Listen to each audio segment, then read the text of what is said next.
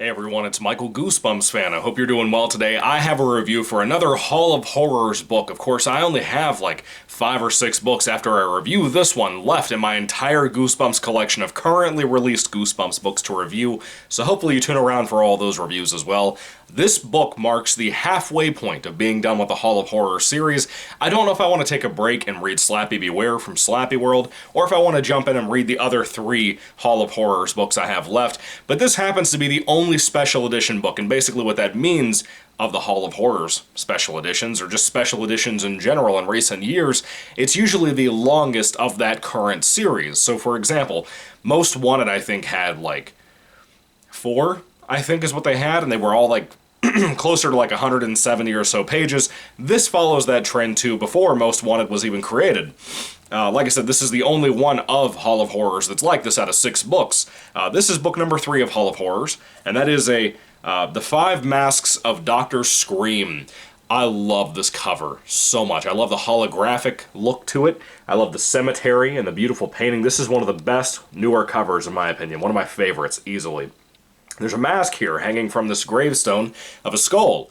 And in case you didn't know, this is a Halloween book, so for you folks out there this year in October who want to do a Halloween review-a-thon or whatever you plan on doing, you should add this to your collection for it as well. There's a lot of great Halloween books. This is not in like my top 5 Halloween books, but I will say, as a Goosebumps newer read for me, like post-2008 or whatever, post-Horrorland, which this series followed directly after Horrorland, I would say that this is pretty decent for what it is. It's not an amazing read, not an amazing book by any means, which is kind of sad, kind of disappointing. I talked to some people in the previous comments a couple of days ago about the previous book I read, The Night of the Giant Everything. And a lot of people, like Spongy, for example, a good friend of mine, mentioned that this book in particular is kind of divided amongst the fan base. Apparently a lot of people are for it and a lot of people are against it. After reading it, I'm not really sure what constitutes that. Maybe some of the twists in the finale. I don't know, I could be wrong. This one is about 170 pages. Usually these books so far in the Hall of Horrors, or whatever you want to call it, I'm having a hard time pronouncing that, Hall of Horrors. Yeah, they're about, usually about 120, 140, somewhere in there page-wise, in the length. Now, this book in particular marks a very specific part of my channel that I do want to kind of mention, just in passing a little bit, but kind of want you to understand where I'm coming from. If it seems like I like this little book a little bit more than a lot of you guys, this is actually one of the final books I had to review, if not the final book I had to review for my channel that my grandmother gave me before she passed away, way back before I started doing videos. She passed away in 2015, and I pretty much lived in my grandmother's house most of my life. I was there every day even when my parents were together, back before I was 10 when they finally split up. And she meant the world to me. She really did. She, my grandfather, and my mom were really the ones I spent every day of my life with. And this is kind of bittersweet as this review for me. As I read this over the last couple of days, sorry I couldn't get the review out yesterday. I just couldn't get motivated to read it. Again, this was kind of a bittersweet read, so I kind of wanted to take it at its own pace. It being a little bit longer, too, being close to 175 pages. It took me a little bit of time for a couple of days to get to it. But this one was more kind of bittersweet because it's the final one as a present from her that I haven't read. Whether it be from the birthday party back in the day at the skating rink I mentioned a lot in previous videos, or whether it be one of the newer books she got me maybe a year or so before she passed away. About a year before she passed away, in about 2014, 2013 I think, she picked up a lot of books for me, about 5 for like a birthday present or like a Christmas present. Something like that. One of them was One of the Haunted Mask, which is one of my favorite Goosebumps books of all time. It's brutal, it's gory. You guys have heard me rave about that book constantly over the years that you've been watching the channel. And if you're new to the channel, you'll be hearing a lot about that anyway. It's one of my favorites of all time. Love that book so much. One of my favorite Haunted Mask books, if not my very favorite. I'm not really sure, but it's up there for me. I did a ranking video and everything for that series. One of the other books she got me with this book, 5 Masks of Dr. Screem, being one of the last ones she ever bought me, happened to be some of the newer Most Wanted books, like what was it? I don't think it was called How I Met My Monster. The one I did for the werewolf review-a-thon, it's a werewolf and a t-shirt, but the book wasn't about that. I cannot remember what that book is called, but I think it's How I Met My Monster. Or is that the Horrorland book? I don't know. But there's that one. There was, I think, Slappy New Year was one of them, which is Horrorland. Son of Slappy was one of them, now that I think about it. One of the most despised books on my channel, for me personally. I know a lot of you guys love it, but for me, I did a big old rant video about it. You know, a lot of those were kind of the collective ones that she got me at one time, as well as Planet of the Lawn Gnomes, which I still enjoy to this day. It's not great, but it's pretty good for what it was. The 5 Masks of Dr. Scream I wanted to save off, and I kind of wanted to save Hall of Horrors for a while because it's such a short series. It's 6 books. I thought, you know, I could just review these back to back pretty much, and here I am talking about them for the most part.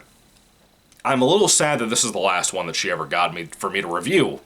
Pretty much the rest of my collection, aside from the ones I got when I was a kid that I've talked about in the past years over the classic series and whatever, most of these books I bought for myself, on my own money, my own collection and stuff after I had my back injury.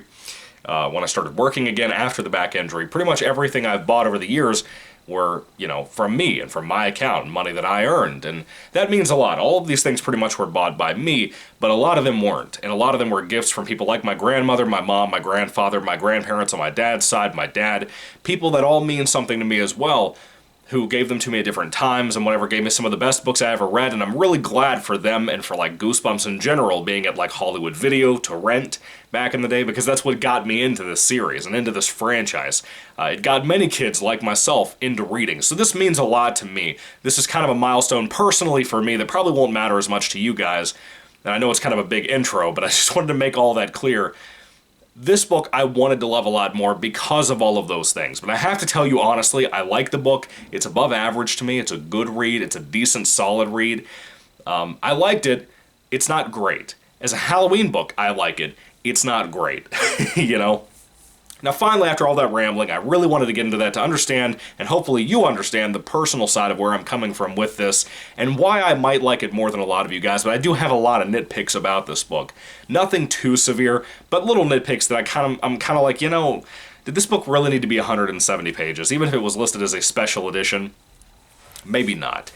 Alright, let's get to the actual story. So, the main character here, Hall of Horrors, of course, has a character called the Storykeeper, and he interviews like kids that come to visit at this castle place that he has, and he has all these paintings of children and stuff, and he tells their stories. One kid there is named Monica, and she tells her story of one Halloween when she and her brother Peter, who's her little brother, she was going to take him out trick-or-treating.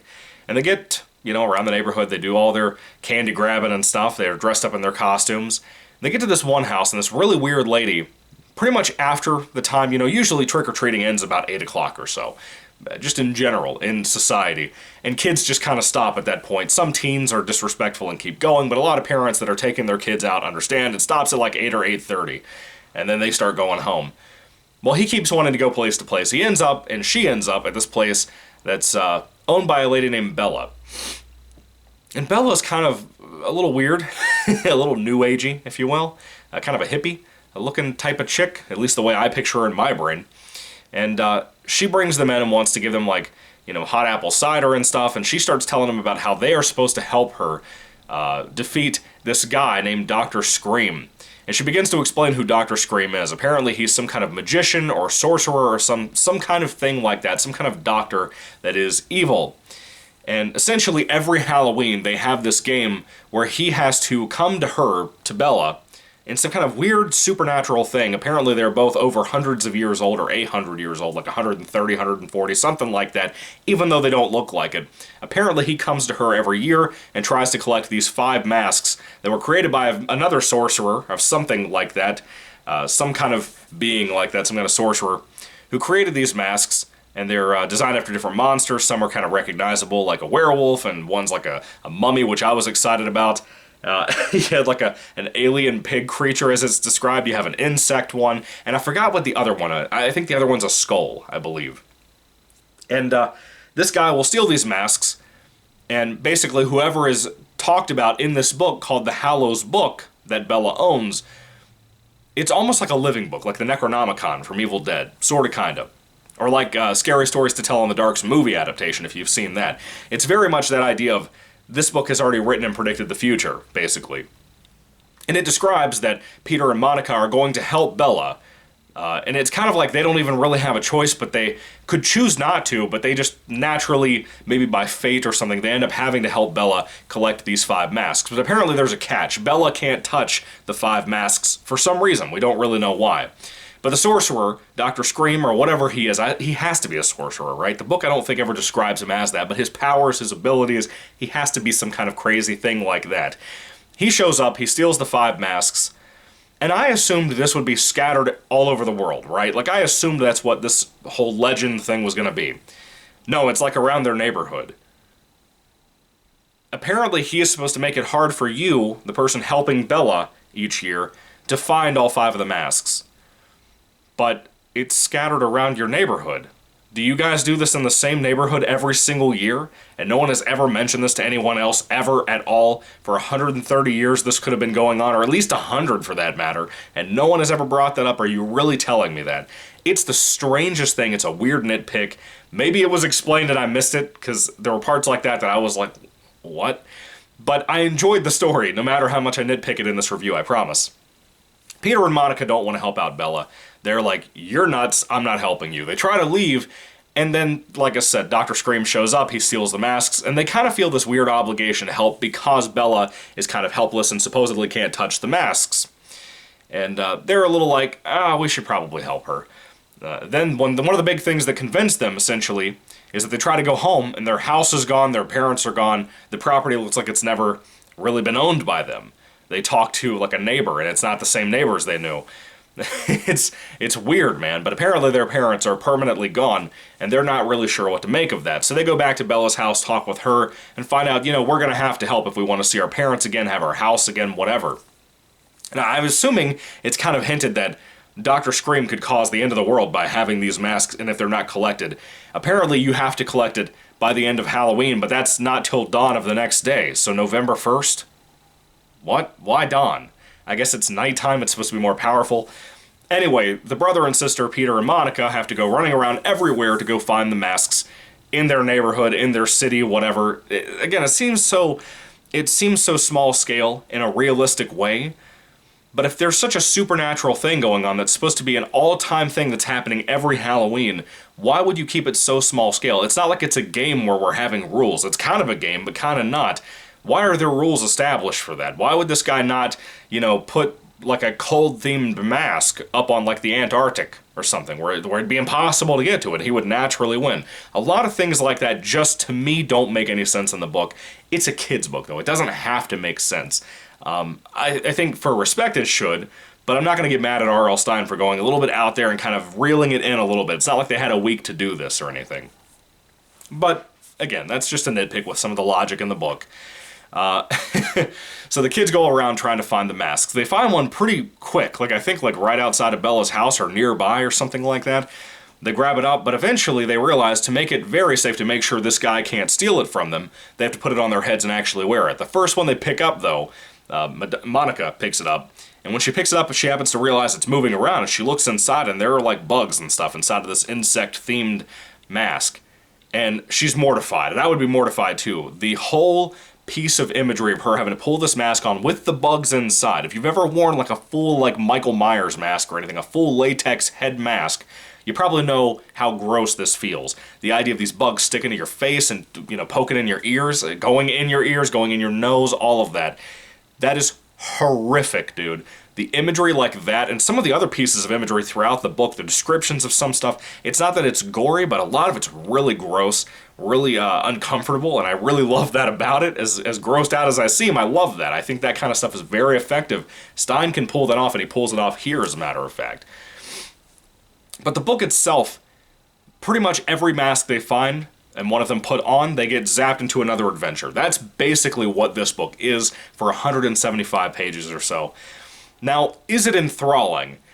To me, I was engaged because I like Peter and Monica. If you noticed in this review, it's one of the few amount of characters I've ever been able to remember the names of, because I like Peter and I like Monica for whatever reason. I don't know, I just got attached to them. I don't know if it's because of the book and the grandmother thing, I don't know, I just got attached to it. Dr. Scream is also described by Bella to be a guy who is extremely good at lying. So you kind of wonder, is there going to be like a moment where they're going to stand around and he's going to try to convince them that she's the evil one? And that indeed happens. But really, honestly, the way Stein went about this, I could see people having an issue with how the third act of this book goes.